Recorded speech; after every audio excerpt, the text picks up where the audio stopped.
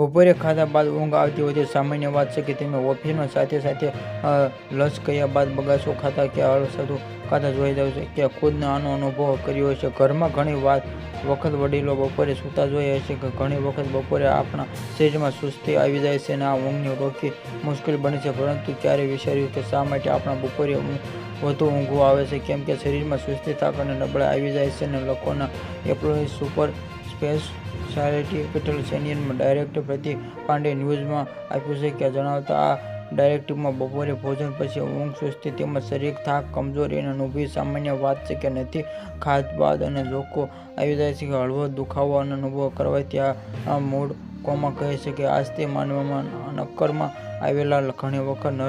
નજરદાસમાં આપેલા ધ્યાનમાં આવવું જોઈએ કે મગજના બ્લડ સર્ક્યુલેશન માટે ડાયરેક્ટર પ્રીતિ પાંડેના કહેવા પ્રમાણે આપણે બપોરે ઓછું ખાવાનું